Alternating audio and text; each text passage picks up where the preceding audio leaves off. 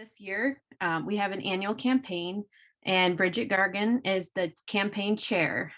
Okay, there she is. Hi, good afternoon, everybody. Thank you so much for having me. And I would like to thank Diane for taking the reins in an extraordinarily challenging time and having planned conferences with so many resources available.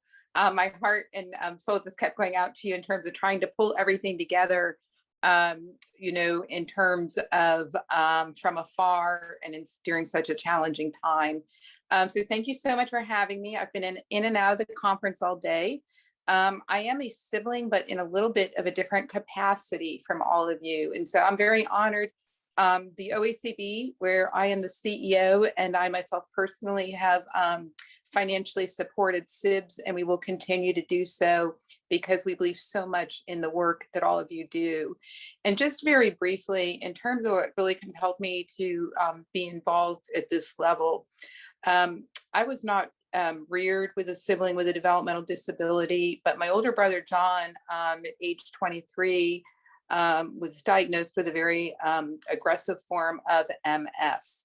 And it's had a huge impact on our entire family. And during the course of the pandemic, for a whole host of life reasons, and the fact that I was living 2 hours away, and my mother is elderly, my father's deceased. I have one brother who's a social worker. And in my heart, I'd always conveyed to my father, before he left this earth, that, John, my brother, would always have a place to land. And I looked at my dad, and this was even before he was ill, and I said, he ain't heavy, he's my brother. For any of you over the age of 50, you may remember a song, with a, similar lyrics.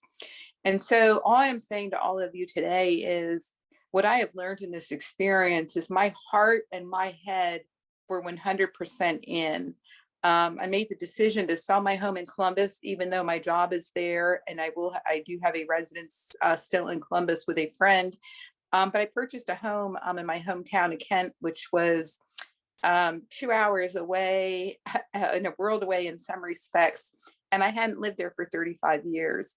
And all I want to convey to you today, I'm not going to go into our whole situation, but my head and my heart were 100% in, but I was not prepared for how hard it was going to be for both of us. And there were a whole host of issues. You've all lived your own different things. So I'm not going to go step by step, but he moved in before my house was accessible. And, I moved in thinking, I am willing, I want to do this. My heart is in it. As I said, my head's in it. But the realities have been really hard. And so I think, these days we hear a lot about sandwich generations, in terms of elderly parents and siblings. Today, we're moving my brother into a more accessible living format because it's so hard to get contractors to make the house accessible. We will end up together, but I thought I was coming into this situation with rules and boundaries, and he was going to move in after the house was accessible. And I retired, but he had different plans and wanted to come right away. And so my only message to all of you is that what I have learned over the course of the last 6 months is how important support is, and how important it is that we be vulnerable with one another and share with one another. And, especially as siblings, just because our hearts and minds are willing does not mean that this does not come with challenges. And especially when you have your own families and full-time lives and careers and jobs. So Ohio SIBS is here to support you. And that's why I am passionate about supporting this organization. And I thank all of you for the quality programming today. Again, I was in and out as we were moving across town. But so thank you for keeping SIBS together.